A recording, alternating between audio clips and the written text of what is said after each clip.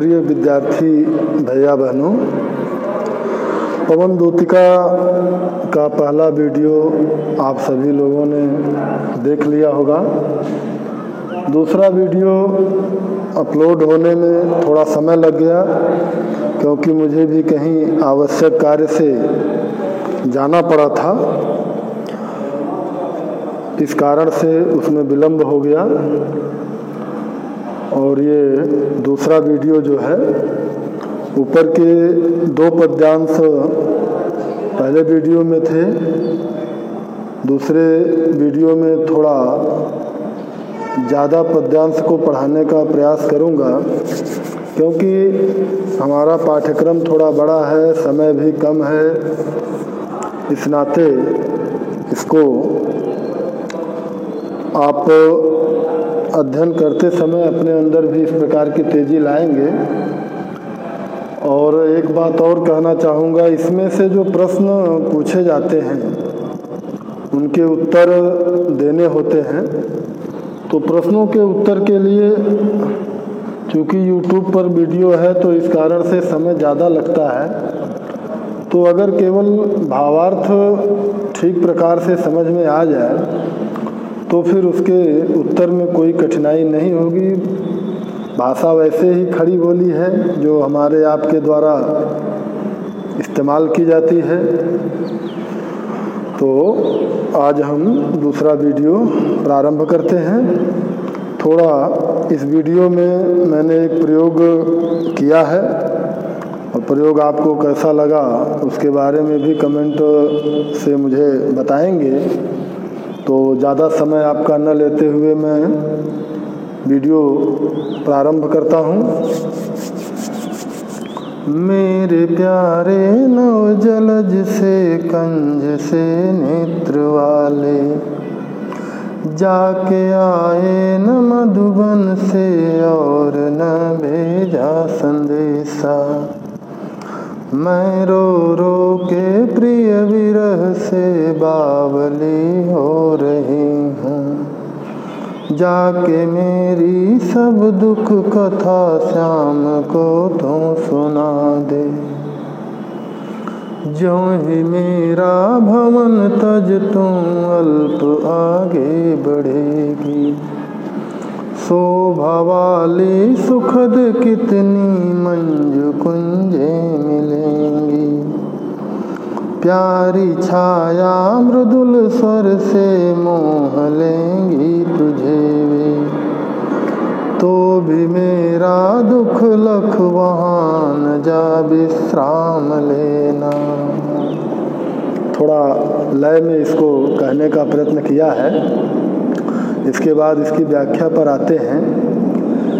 मेरे प्यारे नव जलज से कंज से नेत्र वाले, जैसा कि आपको शीर्षक से ही पता चल गया है कि राधिका ने पवन को दूतिका बनाकर श्री कृष्ण के पास भेजा है। तो क्या कुछ उनकी व्यथाएं हैं उसका वर्णन उन्होंने किया है। किस प्रकार से किया है उसी का यह एक भाग है कि मेरे प्यारे नव जलज से कंज से नेत्र वाले। राधिका पवन से कहती हैं मेरे प्यारे, प्यारे अर्थात कृष्ण। यहाँ प्यारे शब्द अपने प्रियतम अर्थात कृष्ण के लिए उन्होंने प्रयोग किया है। नव जलज, जलद मतलब होता है बादल, नव मतलब क्या है, नया यानी नवीन।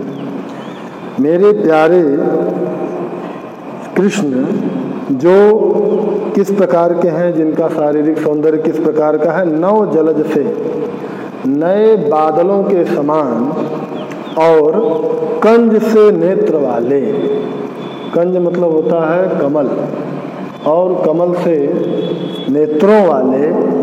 ऐसे मेरे प्यारे श्री कृष्ण जाके आए न मधुबन से और न भेजा संदेशा। वह मधुबन चले गए, लेकिन वहाँ जाने के बाद वह वापस नहीं आए और न ही उन्होंने ऐसा कोई संदेशा ही भेजा कि मैं कब आऊँगा कि नहीं आऊँगा। इस कारण से राधिका कह रही हैं पवन से कि मैं रो रो के प्रिय विरह से बावली हो रही हूँ, कि इस कारण से मैं अपने प्रिय के विरह में रो रो कर बावली हो रही हूँ, पागल हो रही हूँ। बावली मतलब क्या होता है? पागल हो रही हूँ। तो जाके मेरी सब दुख कथा श्याम को तू सुना दे। तो किस प्रकार से मैं श्री कृष्ण के बिना उनके विरह में रो रो कर पागल हो रही हूँ, यह मेरी सब प्रकार की दुख कथा हे पवन तू जा करके श्याम को बता दे, उनको सुना दे। ज्यों ही मेरा भवन तज तू अल्प आगे बढ़। वह पवन से कहती है कि ज्यों ही मेरा भवन तज, तज मतलब छोड़कर, भवन यानी घर, कि ज्यों ही मेरा घर छोड़कर तू अल्प आगे बढ़ेगी, यानी तू अल्प मतलब होता है थोड़ा, तो मेरा घर छोड़कर मेरा भवन छोड़कर जब ही तू थोड़ा आगे बढ़ेगी तो आगे बढ़ने के बाद क्या होगा? शोभा वाली सुखद कितनी मंज कुंजे मिलेंगी। तो तुमको रास्ते में अनेक प्रकार की शोभा वाली मतलब सौंदर्यशाली, सुखद यानी सुख प्रदान करने वाली, मंज मतलब होता है सुंदर, कुंजे मतलब जैसे पुष्पों के बाग बगीचे छोटे छोटे। तो ज्यों ही मेरा घर छोड़कर तू थोड़ा सा आगे बढ़ेगी तुमको रास्ते में अनेक प्रकार के सौंदर्यशाली, सुख प्रदान करने वाली ऐसी सुंदर कुंजें मिलेंगी। प्यारी छाया मृदुल स्वर से मोह लेंगी तुझे वे। और वे कुंजें कैसी हैं कि जो तुमको अपनी प्यारी छाया और मृदुल स्वर, मृदुल मतलब क्या होता है? कोमल, कोमल स्वर से वे तुझको मोह लेंगी अर्थात तुम्हें मोहित कर लेंगी। तो भी मेरा दुख लख वहाँ जान विश्राम लेना। तो भी मेरे दुख कर को लख यानी देखकर, तुम मेरा दुख देख रही हो तो मेरे दुख को लख, लख मतलब होता है देखना, तो मेरे दुख को देखकर तुम वहां पर विश्राम यानी वहां आराम मत करने लगना।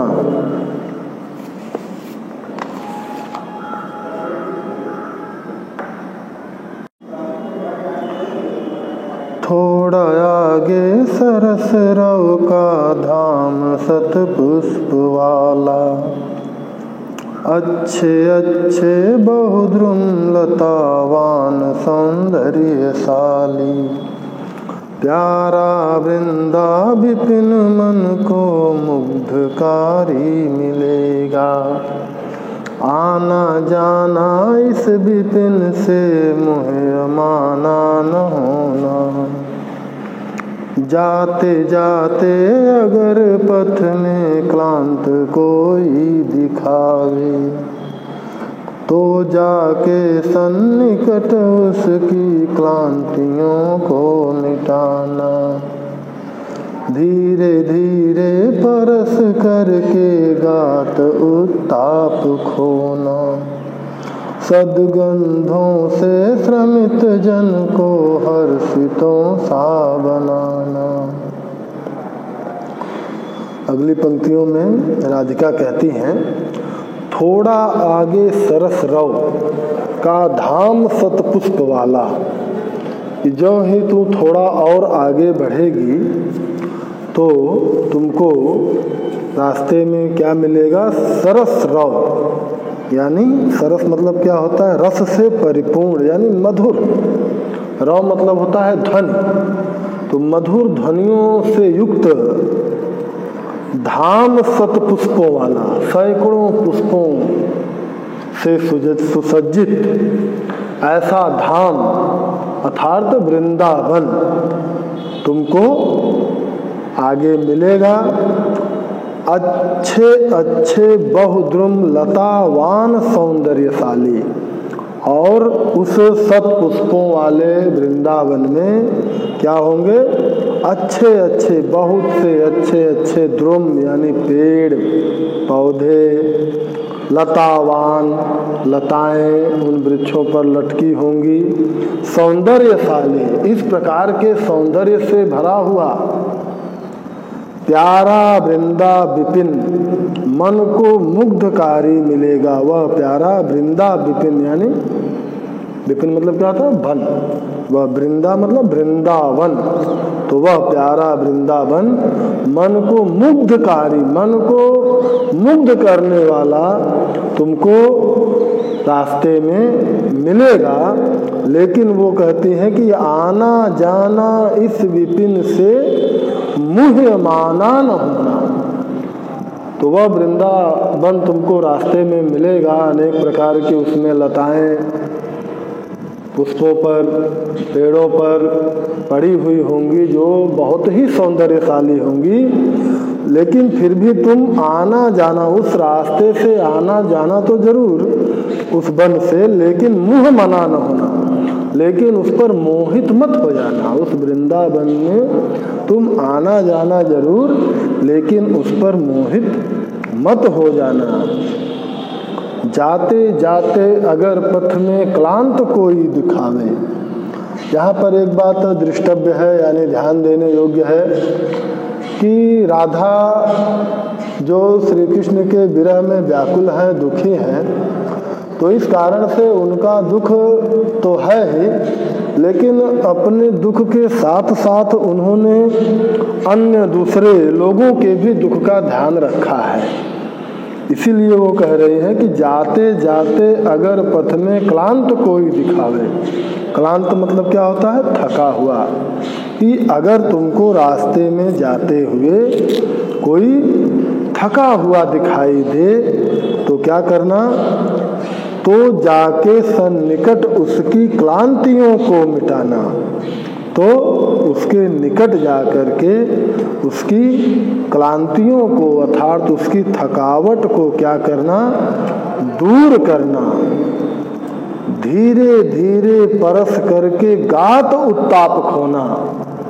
और तुम्हारे अंदर यह गुण है कि तुम बहुत तेज बहने लगती हो, तो कह रहे हैं कि नहीं, बहुत तेज नहीं, धीरे धीरे स्पर्श करके क्या करना? परस मतलब होता है स्पर्श करके, गात, गात मतलब क्या होता है? शरीर, उत्ताप मतलब क्या होता है? गर्मी। तो धीरे धीरे स्पर्श करके उसके शरीर की गर्मी को क्या करना? दूर करना। और सदगंधों से श्रमित जन को हर्षितों सा बनाना। और वृंदावन से रास्ते से गुजरने के कारण तुम्हारे अंदर जो सुगंध भरी होगी, तो अपनी उस सदगंध से, सुगंध से श्रमित जन को, थके हुए जन को क्या करना? हर्षितों सा बनाना, अर्थात उसको प्रसन्न कर देना।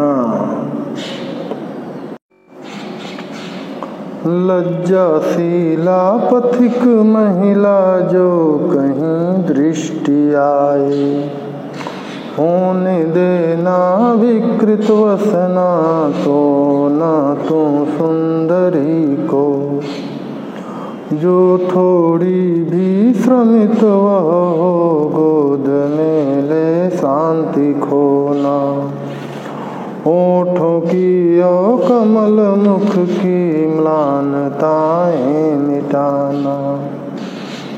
कोई क्लांता कृषक ललना खेत में जो दिखावे, धीरे धीरे परस उसकी क्लांतियों को मिटाना। जाता कोई जलद यदि हो व्योम में तो उसे ला, छाया द्वारा सुखित करना तप्त भूतांगना को। लज्जाशीला पथिक महिला जो कहीं दृष्टि आवे। आगे फिर राधा कहती हैं कि अगर तुमको मार्ग में कोई लज्जाशीला अर्थात लज्जा से युक्त लज्जाशील महिला तुमको कहीं रास्ते में दृष्टि आवे अर्थात दिखलाई दे तो क्या करना, होने देना विकृत वसना न तो सुंदरी को। तो चूंकि तुम्हारे अंदर यह गुण है कि तुम अपने हवा के माध्यम से वस्त्रों को इधर उधर अस्त व्यस्त कर देती हो, उड़ा देती हो, तो अगर कहीं लज्जाशीला महिला रास्ते पर नजर आवे तो वह पवन को समझा रही है कि उसकी विकृत वसना, वसना मतलब क्या होता है, वस्त्र, तो उसके वस्त्रों को तुम क्या करना, विकृत न होने देना। तो उस सुंदरी के वस्त्रों को तुम विकृत न होने देना अर्थात उसको अस्त व्यस्त मत करना या उसके वस्त्रों को तुम उड़ाना मत। जो थोड़ी भी श्रमित वह हो गोद ले श्रांतिक होना। अगर वह थोड़ी भी श्रमित यानी थकी हुई हो तो क्या करना, गोद ले श्रांतिक होना, तो उसको अपने गोद में लेकर के उसकी थकावट को दूर करना। ओठों की और कमल मुख की म्लानताएं मिटाना। और उस रास्ते में चलने के कारण स्वाभाविक है कि उसके ओठ और कमल जैसे मुख वह थोड़े मलिन हो गए होंगे, तो तुम क्या करना, उसके ओठों और उसके कमल रूपी मुख की म्लानताएं अर्थात उसके मुख की, किस प्रकार के मुख की, कमल रूपी मुख की म्लानताओं को अर्थात मलिनता को क्या करना, मिटाना अर्थात दूर कर देना। कोई क्लांता कृषक ललना खेत में जो दिखावे। आगे फिर वो कहती हैं कि अगर कोई क्लांत थकी हुई कृषक ललना, किसान की ललना अर्थात बेटी, वह अगर तुमको खेत में दिखाई दे, कौन, कोई क्लांता अर्थात थकी हुई, कृषक ललना अर्थात किसान की ललना मतलब बेटी, तो वह अगर कहीं तुमको खेत में कोई किसान की बेटी थकी हुई दिखाई दे तो क्या करना, धीरे धीरे परस उसकी क्लांतियों को मिटाना। तो धीरे धीरे स्पर्श करके उसकी क्लांतियों को अर्थात उसकी थकावट को क्या करना, मिटा देना। जाता कोई जलद यदि हो व्योम में तो उसे ला। और अगर कोई जलद यानी कोई अगर बादल क्या हो, व्योम में, व्योम मतलब क्या होता है, आकाश, अगर कोई आकाश में जाता हुआ बादल का टुकड़ा तुमको दिखाई दे तो क्या करना, उसे ला छाया द्वारा सुखित करना तप्त भूतांगना को। तो तुम्हारे में यह गुण है कि तुम बादलों को इधर उधर उड़ा सकती हो। तो अगर कोई बादल का टुकड़ा आसमान में तुमको दिखाई दे तो उसको क्या करना, उसको ला करके छाया द्वारा, उसकी छाया द्वारा सुखित करना तप्त भूतांगना को। तो उस तप्त भूतांगना, तप्त यानी तपती हुई, गर्मी के कारण, धूप के कारण तपती हुई, भूतांगना अर्थात स्त्री, तो उस तपती हुई स्त्री के ऊपर उसकी छाया को ला करके रखना और उसको सुख प्रदान करना। प्रिय भैया बहनों, तो जैसा कि मैंने पहले ही कहा कि केवल भाव को आप ठीक प्रकार से समझ लेंगे तो आपके जो प्रश्न हैं उसके उत्तर स्वयं आ जाएंगे। बाकी इसमें काव्यगत सौंदर्य है, तो काव्यगत सौंदर्य देखिए लगभग एक जैसा ही है। जैसे देख लिया जाए तो भाषा में अगर आते हैं तो भाषा में क्या है, सभी लोग जानते हैं, प्रिय प्रवास जो है वो क्या है, हिंदी खड़ी बोली का प्रथम महाकाव्य है। तो खड़ी बोली का प्रथम महाकाव्य है तो स्वाभाविक है भाषा क्या हो जाएगी, खड़ी बोली हो जाएगी। इसके बाद दूसरी बात जो है वह अलंकार की आती है। तो अलंकार में एक अलंकार है जिसका नाम है मानवीकरण अलंकार। मानवीकरण अलंकार में क्या होता है, जब कोई कवि या लेखक प्रकृति के उपादानों में यानी प्रकृति के तत्व जैसे पेड़, पर्वत, नदियाँ, जलाशय इत्यादि, इन तत्वों में जब कोई मानव की प्रतिष्ठा कर देता है यानी मानव स्वरूप व्यवहार करवाने लगता है तो उसको क्या कहते हैं हम, मानवीकरण अलंकार कहते हैं। जैसे पवन, पवन क्या है, पवन तो कोई जीवात्मा है नहीं, उसके अंदर किसी प्रकार का जीव तो है नहीं, लेकिन फिर भी अयोध्या सिंह उपाध्याय हरिऔध ने उसको मनुष्य के रूप में राधिका के द्वारा एक मानव के रूप में उसको बतलाया है, इसलिए यहाँ पे ये अलंकार पूरे पद में है, तो मानवीकरण अलंकार हो जाएगा। और रस, तो रस के बारे में जैसा कि राधिका पहले से दुखी हैं ही, उनको दुख है, तो अब दुख में क्या होता है, और दुख में हो जाएगा यहाँ वियोग श्रृंगार, पूर्ण रूप से अलग नहीं हुई है, केवल वियोग है, तो इसलिए यहाँ पे क्या हो जाएगा, वियोग श्रृंगार हो जाएगा। शब्द शक्ति, उन्होंने बात को थोड़ा घुमा फिरा के कहा है, इसलिए लक्षणा भी हो जाएगा, कहीं कहीं अविधा भी है। और छंद जो है, छंद इसका है मंदा क्रांता। तो इस प्रकार इसको अपनी कॉपी पर इसकी भाव व्याख्या भी लिखेंगे और सोच समझ के प्रश्न के उत्तर भी लिखेंगे। आज के लिए इतना ही।